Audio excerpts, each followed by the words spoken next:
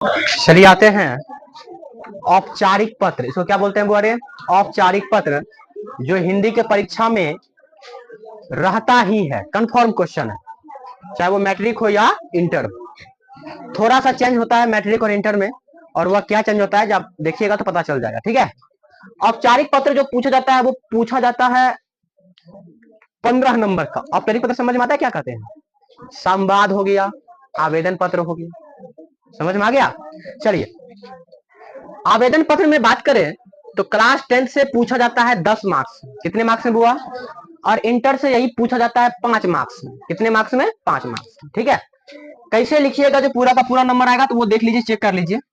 सबसे पहले हम बोल्ड पेन से क्या लिख देंगे ऊपर में बुआ? आवेदन पत्र। आप वही लिख रहे हो। उसके बाद ये जो हमने लिखा है इस लाइनिंग के ऊपर, ठीक है, जिस तारीख को आप लिखने वाले हो एप्लीकेशन, वो डेट यहां पर होना चाहिए। जैसे मान लीजिए हम आज लिख रहे हैं, आज कितना तारीख हो गया? आज हो गई 14 तारीख, तो मैं लिखूंगा 14 तारीख 10वां महीना 2024, डेट लिख दिए।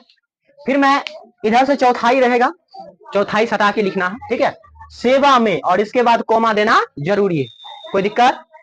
फिर लिखना है उसी के नीचे में, उसी के बुआरे नीचे में श्रीमान। ठीक है, यहां पर मैंने लिखा प्रधानाचार्य। अगर इंटर में हो तो प्रधानाचार्य लिखो, और मैट्रिक में हो तो प्रधानाध्यापक महोदय, कॉमा दे दीजिए, कोई दिक्कत? उसी के ठीक नीचे आप अपने स्कूल का नाम लिखिए। यहाँ पर पद का नाम लिखाता है, यहाँ पर आदर के लिए सेवा में लिखाता है, और उसके नीचे में लिखाता है स्कूल का नाम, मतलब जगह। समझे? जैसे आप किसी अधिकारी को लिखने वाले हो, पुलिस अधीक्षक को लिखने वाले हो, यहाँ पर लिखोगे पुलिस अधीक्षक, पद का नाम लिखना, और यहाँ पर वो किस किस स्थान का है तो वो स्थान लिखना। ठीक है, इसके बाद उसी के ठीक नीचे क्या लिखने पड़े? विषय। और ये होता है चिन्ह होता है, और इस चिन्ह में कभी भी तीर का चिन्ह नहीं लगाना। ठीक है, या तो डैश दे दीजिए, एगो रेखा खींच दीजिए, कोई दिक्कत नहीं।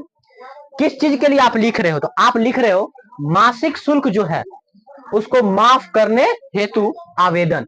पूर्ण विराम दे दीजिए, पूर्ण वाक्य खत्म हो गया, पूर्ण विराम दे दीजिए। मौलाना पूर्ण विराम नहीं देता है, पूर्ण विराम देना चाहिए। ठीक है, चलिए, तो जिस चीज के लिए आप लिख रहे हो, छुट्टी के लिए लिख रहे हो, लिखिए छुट्टी को अवकाश, अवकाश प्रदान, अवकाश लेने हेतु।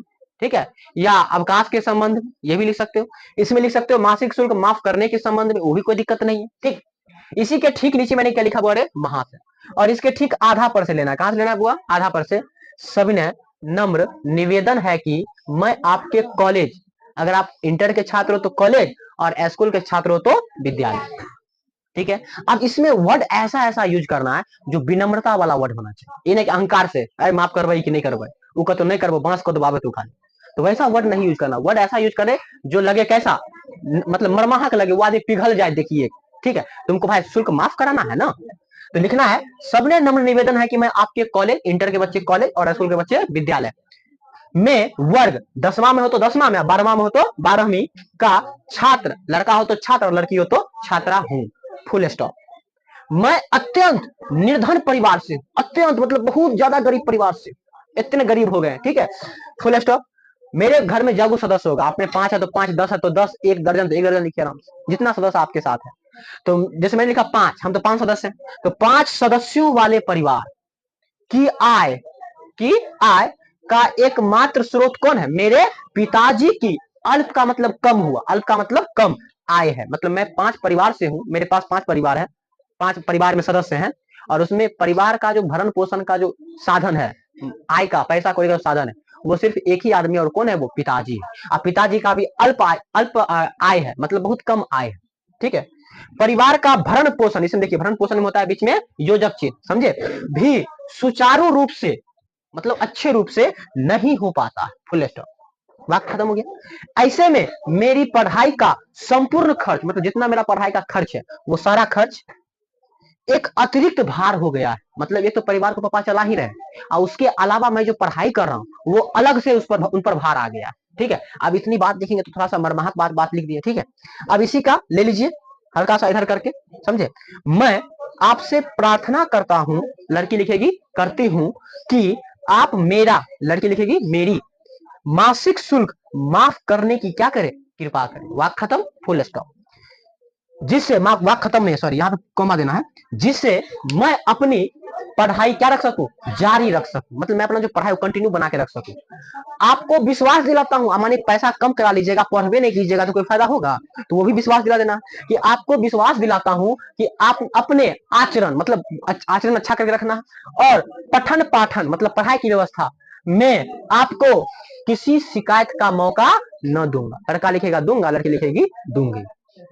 बीच में दीजिए कथी बोले, सौ धन्यवाद, आदरवादक सूचक चिन्ह दे दीजिए, समझे, इसको कहते हैं विस्मयादि बोधक का चिन्ह। इसका एक साइड से लिखिए आपका प्रिय सह आज्ञाकारी, मतलब प्रिय है ही और उसके साथ क्या है, आज्ञाकारी भी है। लड़का हो तो शिष्य, लड़की हो तो शिष्या, छात्र छात्रा लिखोगे तो कोई दिक्कत नहीं। और इसके सामने में क्या होना चाहिए, आपका अपना नाम, जैसे मेरा नाम रवि था तो मैंने रवि लिखा। आप जिस वर्ग में पढ़ाई कर रहे हो, जो क्रमांक है उस वर्ग का, और जो सेक्शन में आप बैठ रहे हो, ठीक है। और इस प्रकार अगर आप लिख दीजिएगा तो यह आपका आ जाएगा इंटर वाले का 5 मार्क्स और मैट्रिक वाले को 10 मार्क्स, समझे।